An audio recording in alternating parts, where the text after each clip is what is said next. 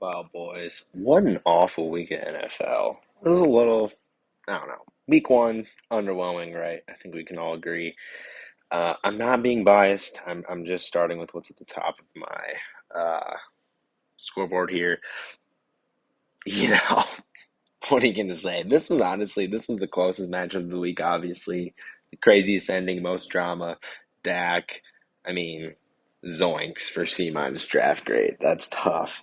Josh Jacobs didn't do anything. Clyde and Jamar kept him in this. Terry had the long touchdown. Um, my team started strong with Diggs and Gabe Davis, but Allen Robinson, Pitts, and Devontae really wanted to lose it for me. So trends for these teams, I don't know. My team's trending middle. Half my players look good. Half my players, I don't know what they're doing. C minus draft grade definitely trending down. You're not going to get that every week from Clyde Jacobs. Don't know what he's doing. And then obviously losing Dak.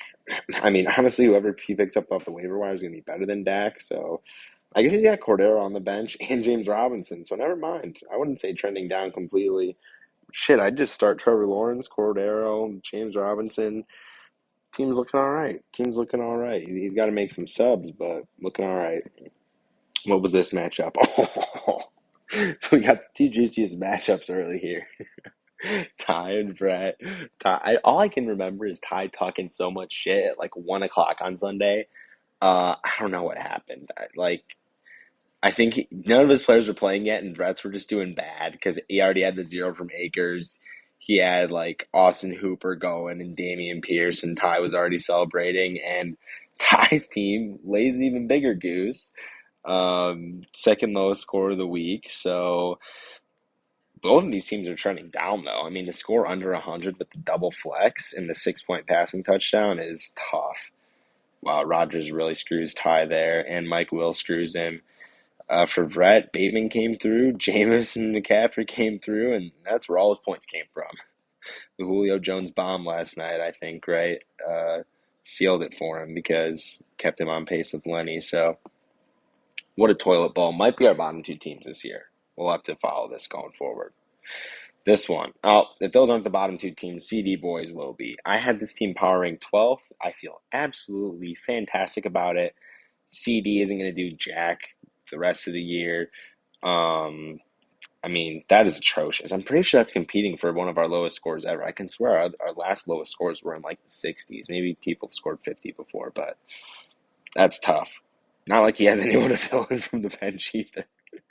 So that's very tough. Oh yeah. Molly's Muffins, solid performance. What are they scoring? Outscoring most of the teams, right, that we've looked at. Molly's Muffins, third highest score on the week. Not bad. JT Herbert looking strong. James Conner got in the end zone. Everybody just kind of did their job except Tony. Who will he sub in for Tony? Maybe Landry. Interesting. Interesting matchup there. Blowout. Never close. This one, I mean, after Josh Allen and DeAndre Swift, not much going on here. And then Devontae Adams. So Mark's team looking like a wagon with Swift, Allen, and Adams. Zeke, that's going to be tough. That's trending down.